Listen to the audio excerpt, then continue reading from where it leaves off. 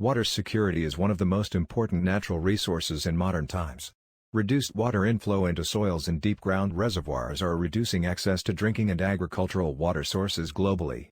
This is causing many societal and agricultural problems, even conflict and soon wars. The main cause of reduced water in soils is mechanical in nature. It is compaction. Soils naturally compact due to the weight of the soils and things that drive over or fall on top of the soils. Things like farm equipment or even rain. Compacted soils literally restrict the inflow of water into the soils known as the percolation rate.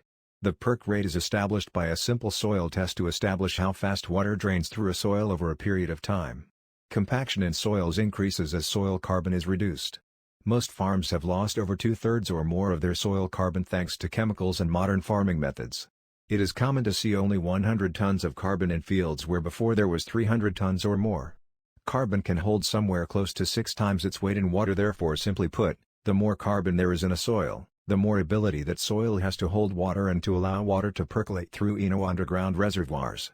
Soil carbon is a large portion of the organic matter in soils. This forms the biome or living soil, which includes carbon, bacteria, fungi and nutrients. Even worms. The biome interacts with the roots of plants for the delivery of plant nutrients. Biologically active carbon soils are central to soil health and water availability. If there is no organic carbon, then the plants will not receive nutrients naturally. If the soil is low in carbon, the soil will compact and the crops will become weaker and weaker, with even chemical fertilizers struggling to deliver good crop yields. Compacted soils reduce the critical inflow of water into soils and deeper into the underground reservoirs called aquifers.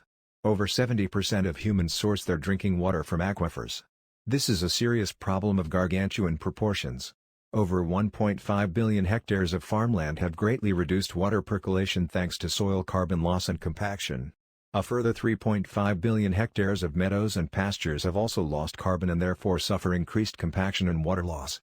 Collectively, this amounts to 5 billion hectares of reduced water intake and storage capabilities. By volume, we see that healthy soils with somewhere close to 14% organic carbon capable of holding around 1,800 tons of water per hectare. Now these fields can only hold 600 tons. That is an average of 1,200 tons of water loss per hectare. That's close to 6 trillion tons of water loss globally into the ground and soils. Where does this water go that cannot get into the soils? It flows off the soils and causes floods and erosion, as we have just seen most recently in Pakistan, but also in Australia, Europe, China, India, and America.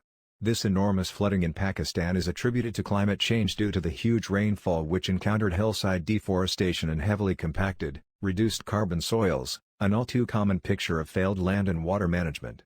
Originally, the trees were stabilizing and anchoring the soils onto the hills, but their removal resulted in the crops and soils simply being washed off the hills by the huge rainfall water which was unable to enter the ground. Water security is relatively simple to re-establish by recognizing that soil health relies on the volume of carbon in the soils in the form of soil organic matter.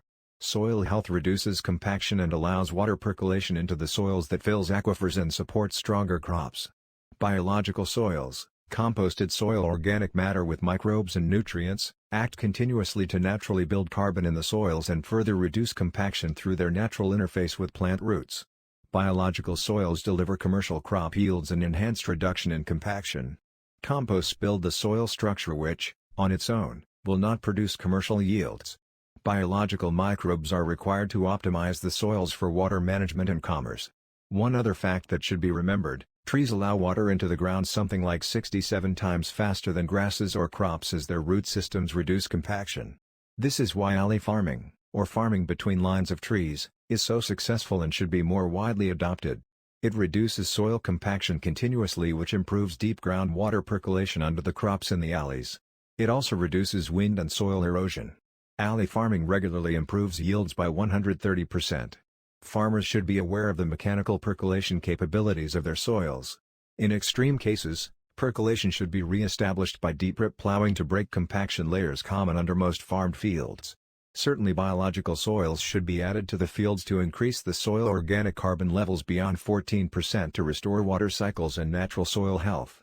Note that 1% soil organic carbon amounts to around 22 tons of carbon per hectare. Planting trees or deep-rooted crops mechanically reduces compaction through root growth. Organic carbon levels can be maintained with cover crops or more applications of organic matter. Carbon-rich, Biological soils do not require chemicals, which reduces farm input costs significantly.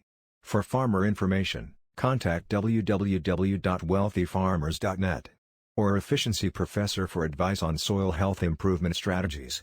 For biological soil production technology, contact Infinity Biological Soils in Australia. www.infinitybiologicalsoils.com. Thanks for watching another Efficiency Professor Media presentation.